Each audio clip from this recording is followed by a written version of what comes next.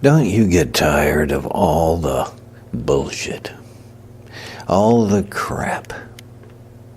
And you're supposed to just kind of deal with it, carry on.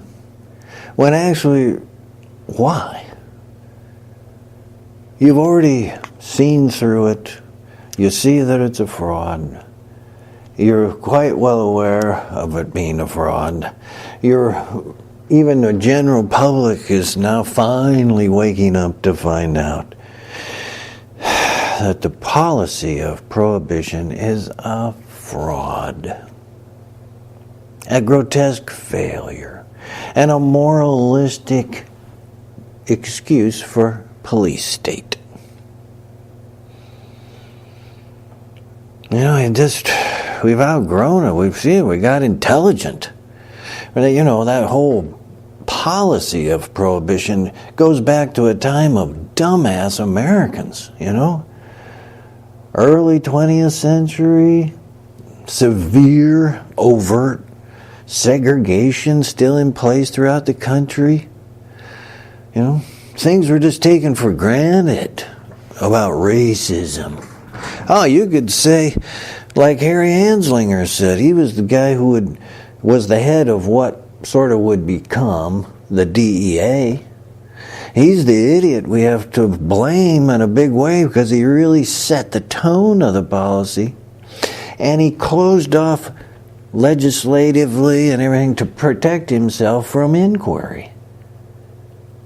Or any investigation about, now wait a minute, why is cannabis illegal again? And let's do a little research and check into the plant. There's some claims about it. That was all cut off. So he stifled everything. And it was all made up. Fabricated, exaggerated, hysteria, right-wing Christian wackoness. And there's Harry Anslinger saying in public, it was okay. Reefer makes darkies think they're as good as white people. And ahead of a great publishing thing, publishing newspapers, quite overtly stated. Reefer makes coloreds think they can walk on white men's shadows and look at a white woman twice.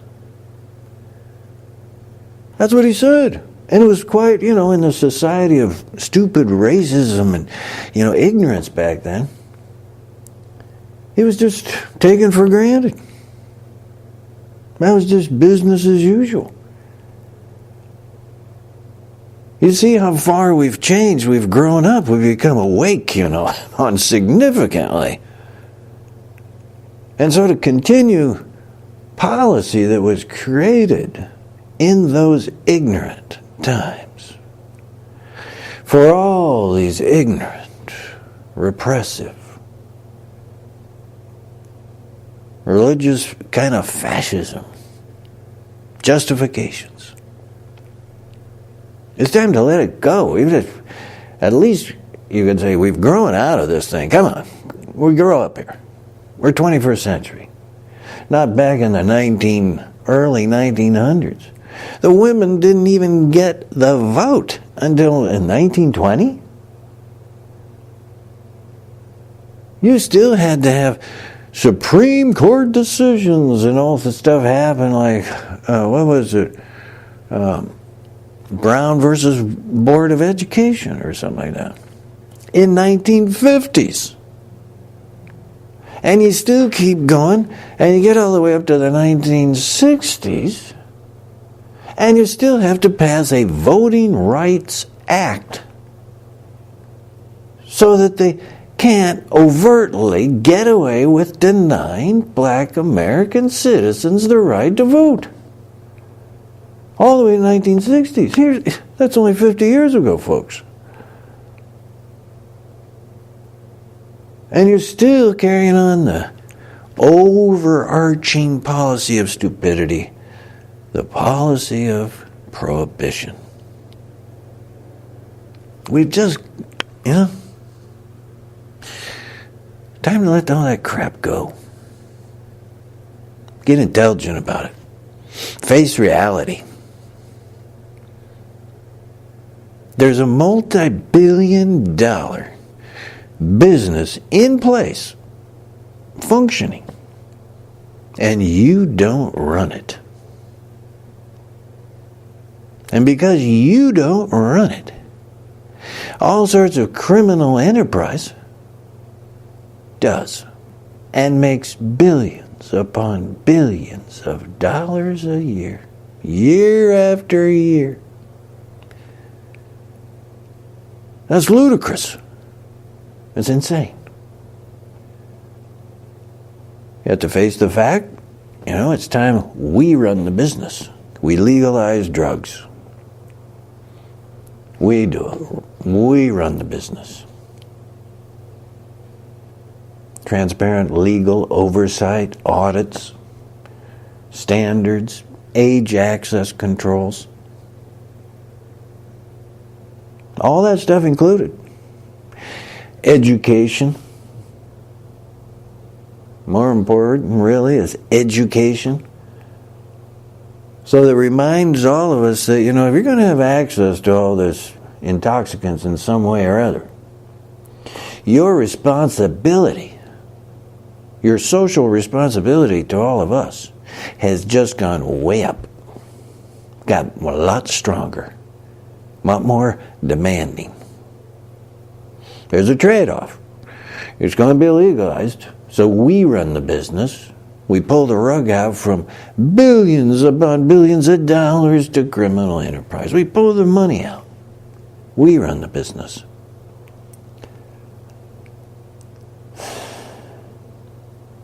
So it's has to be set up in some way of access to break the black market. And when we run it, then, culturally, you need a lot of education, though. That really strengthens the social responsibility that people have for having legal access. It's more than, you just don't drive drunk. It's more than that. And you can see already, got a lot of trouble there too already.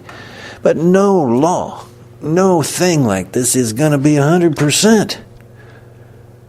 What's the best is that we've pulled billions upon billions of dollars away from criminal enterprises.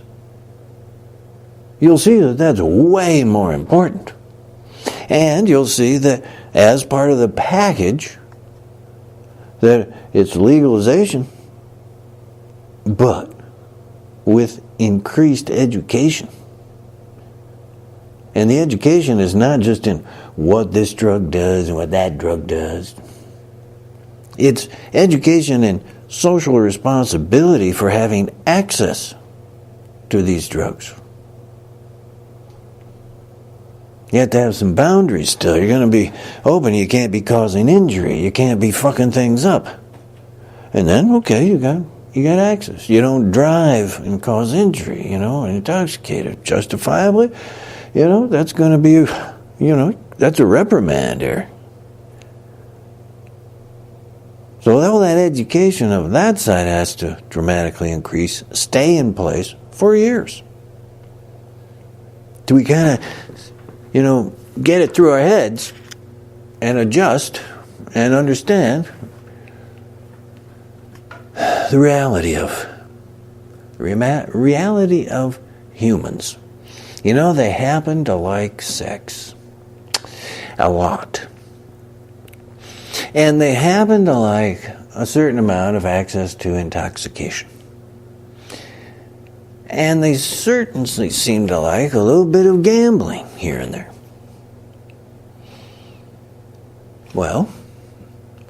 We run the business. As long as we run the business, we set standards, age access controls, audits, oversight. We do it. And then we adjust it as time goes by, but always keeping it legal, never going back to the stupidity of prohibition. We outgrew that. So yeah, it's a new thing coming into society. But the market's already in place, folks. If you have legalized drugs and you have a good education system about the responsibility of drugs and knowing what the parameters are of behavior better, you're still going to have, public's going to have liability issues, the whole thing. And then you get all that in place, well, that is a new kind of twist to society, but it's probably not that much different from what you have right now, because the market's already in place. It's already active. Do you think all of you suddenly, just because it's legal, you're going to run off and become a heroin addict? That's pretty stupid. Of course not. And also because you've been educated about what drugs are and social responsibility and all that stuff, it isn't going to happen. But the access of some kind of way will be there. We have to figure those tidbits, dramatic tidbits out. I doubt you're going to be able to walk into any store and say, well, I want a pound of heroin. I mean, I just don't think that's going to happen. Or needs to happen, or should happen. But it will be, in some way, kind of, access will be legal. We have to move ahead here with what we know to be, well, there isn't a choice. We've seen the chaos and the disruption of society and the corruption of whole governments because criminal enterprises are getting billions upon billions upon billions of dollars a year. And so they're branching out into other business ventures with all that money. But they're bringing with them their gangster mentality about that business and expectation. And that's how, because the stupidity is just, that's how it's pervading throughout the globe. All over the place. That's wrong. It's so wrong. You don't have a choice. You have to run it. Legally. Oversight. Boom. You've cut off a big chunk of the criminal enterprise money network. And then when you legalize prostitution in the same way, you've done it again. You've pulled the rug out from billions being made in prostitution. But you also pull the rug out away from sexual violence.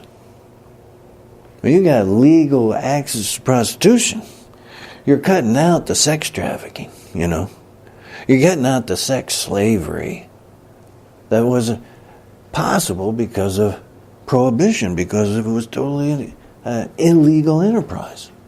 There weren't any boundaries. When there's boundaries, we got some control and consensus and oversight that say, no, no sex trafficking, no sex slavery, no kidnapping, all the stuff, that's still there. But you will have access in a set way, legal way, to prostitution if you want it. And once again, that's your business. That's your responsibility. But we've just then pulled another pin out from billions of criminals' pocketbooks. We've dropped the crime rate dramatically.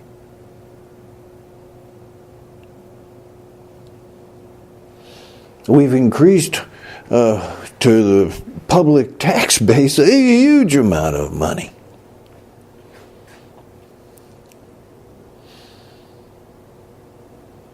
You have to do it. The history is staring you in the face. You can't look. You look over the history and say, "Well, that's nothing but chaos, and only gets worse and more pervasive." And you can't keep doing it that way. You've come to a crossroads. You got to change direction. You got to come into the 21st century. You've been driving at night. Now take that turn and come into the light.